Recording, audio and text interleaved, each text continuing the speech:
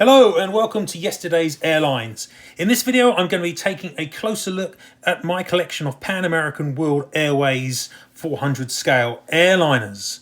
Nowadays, since I've been back in the UK, my American and Canadian fleets are stored in what I call Terminal 2, one of the bedrooms of my house, and as you can see here we've got a good chunk of the American fleet, but all the trunk carriers and Pan Am are stored in this tall cabinet to the right. This is a really nice cabinet, but unfortunately it does have gaps between the doors, which means things get dusty. And I've just got out all my Pan Am models and given them a good dust and cleaned and put them back in a slightly rearranged shape. So that's what we're going to be looking at today. Checking once again my Pan Am fleet in 400 scale, which you can see here has the top shelf of this glass cabinet.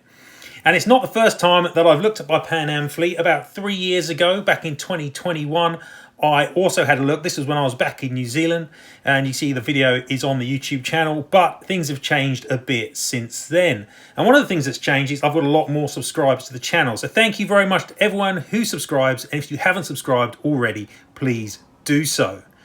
Also, don't forget to check out yesterdaysairlines.com, the website. There's a lot of cool stuff about Pan Am there. For starters, my Pan Am fleet that you'll be looking at in this video has its own page, which has more information, more photographs, and the list of the models which we'll be looking at in this video in just a few seconds. I also have plenty of other blog-related material about Pan Am history at the site, and I also have another page on yesterdaysairlines.com, which you can see is looking at the Pan American livery history. So it goes through all the liveries that Pan Am have worn on their aircraft, and a lot of the models that we'll be looking at here obviously are wearing these various schemes. So lots more detail on this page looking at the different liveries of Pan American World Airways. But let's get on and actually check out the fleet as it stands now in April 2025. So as I said, the Pan Am collection is arranged in this tall glass cabinet. It is arranged chronologically with the oldest aircraft on the left and the youngest wearing the billboard scheme on the right, and everything moving gradually in between, or at least as much as you can in 400 scale where there are a few gaps. My collection of Pan Am has increased in size since the last video. I think there were 41 models previously. There are now 50. That is not just the additional aircraft, but there have been a couple of replacements where models have left the fleet as well and been replaced by newer versions. So we'll take a look at those changes. And let's get on and look in a little more detail at the fleet now. So we'll move in and we'll begin with the oldest models chronologically in the fleet, and the oldest actually, as you can see at the far left at the back, is one of the newer models that wasn't in the previous video. And this one actually technically isn't a 400 scale, but it's a 1350 scale Corgi Boeing 314 Clipper. It's about as close as you can get to having a 400 scale flying boat in this scale at the moment, and it's a surprisingly nice little model considering how cheap it is and the age. Most of the rest of the prop liners that you can see here are from Aero Classics, aside from one of the Constellations, which is a Dragon Wings. But otherwise, you can see we've got 3 short Connies. There's a Curtiss C46 there on the left with a DC-3 or C47 ahead of it. A pair of Convair 240s, one in the white top scheme from the 50s.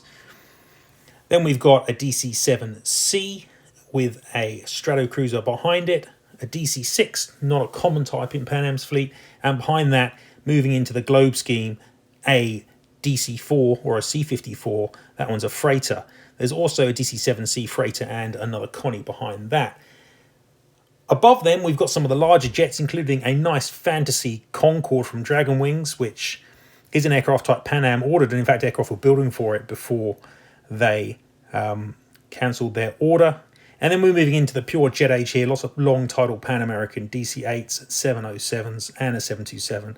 And then into the 1970s with short title Pan Am 727-100s and 707s and some 747s. Now, one of the big changes in the fleet has been the addition of NG models, 747 SPs, replacing the old Herpa and Gemini versions I had. And in fact, I've got 5 of these now, and I'm really happy with them.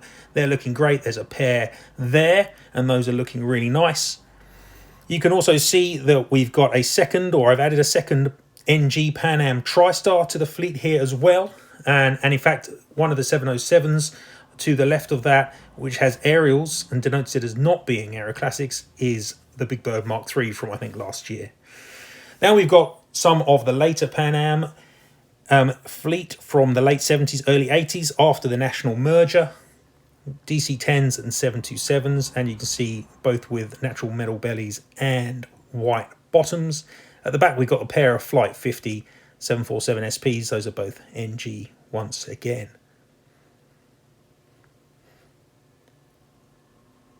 Moving to the upper deck here, we've got more 747s, including the very latest SP there on the right with a thicker cheat line, Clipper America. A couple of the experimental scheme 747s from the 80s prior to the billboard being adopted. A natural metal freighter 747 in the back there. And the last portion of the fleet is obviously the billboard scheme, which has become rather iconic for Pan Am, but was worn probably in their darkest part of their history. There's some nice 747s, 77 and an A300 there from Aero Classics, plus a Gemini ATR 42, which is right at the end of Pan Am's career. The last part of the billboard collection here consists of an A310 and another 727. Now, I do have a couple of later Pan Am incarnation models in a different part of the fleet, but it feels wrong to include those with the classic one trip Pan Am airline because they're not really Pan Am. So I don't have those with, you know, the original Pan American World Airways. But the fleet's looking pretty good now, up to 50 models, and there's been some really nice additions from NG models with those SPs and TriStars, and really pleased to get hold of that B314 Clipper as well. So thank you very much for watching this very quick video, taking a look at my Pan American fleet in 400 scale. Check out the other video for a longer view of some of the models that I've got in the Pan Am collection. And don't forget to check out those pages at yesterdaysairlines.com as well, which talk in more detail about Pan Am and its history. Thanks very much for watching, everyone.